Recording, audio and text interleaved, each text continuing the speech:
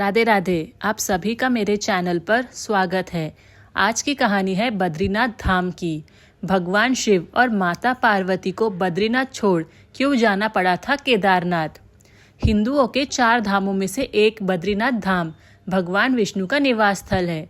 ये भारत के उत्तरांचल राज्य में अलकनंदा नदी के बाएं तट पर नर और नारायण नामक 2 पर्वत श्रेणियों के बीच स्थित है। गंगा नदी की मुख्य धारा के किनारे बसा ये तीर्थ स्थल हिमालय में समुद्र तल से 3050 मीटर की ऊंचाई पर स्थित है। यहाँ प्रचुर मात्रा में पाई जाने वाली जंगली बेरी बद्री के कारण इस धाम का नाम बद्री पड़ा। कहते हैं कि ये पहले शिव और पार्वती जी का स्थान था। आइए जानते हैं इसकी पौराणिक कथा। माना जाता है कि बद्रीनाथ धाम कभी भगवान शिव और पार्वती का विश्राम स्थान हुआ करता था।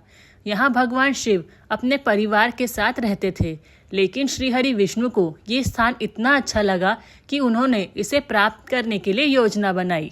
एक मान्यता के अनुसार सतयुग में जब भगवान नारायण बद्रीनाथ आए तब यहाँ बद्रियों यानी बेर का वन था और यहाँ भगवान शंकर अपनी अर्धांगिनी पार्वती जी के साथ मजे से रहते थे। एक दिन श्रीहरि विष्णु बालक का रूप धारण कर जोर जोर से रोने लगे। उनके रुदान को सुनकर माता पार्वती को बड़ी पीड़ा हुई। वे सोचने लगी कि इस बिहड़ वन में ये कौन बालक रो रहा है, यह आया कहाँ से है और इसकी माता कहाँ है। यही सब सोचकर माता को बालक पर दया आ गई। तब वे उस बालक को लेकर अपने घर पहुंची। शिवजी तुरंत ही समझ गए कि ये कोई विष्णु की लीला है। उन्होंने पार्वती से इस बालक को घर के बाहर छोड़ देने का आग्रह किया और कहा कि वह अपने आप ही कुछ देर रोकर चला जाएगा। लेकिन पार्वती माँ ने उनकी बात नहीं मानी और बालक को घर में ले जाकर चुप कराकर सुलाने लगी। कुछ ही देर में बालक सो गया। तब माता पार्वती बाहर गईं और शिवजी के साथ कुछ दूर भ्रमण पर चली गईं। भगवान विष्णु को इसी पल का इंतजार था। इन्होंने उठकर घर का दरवाजा बंद कर दिया।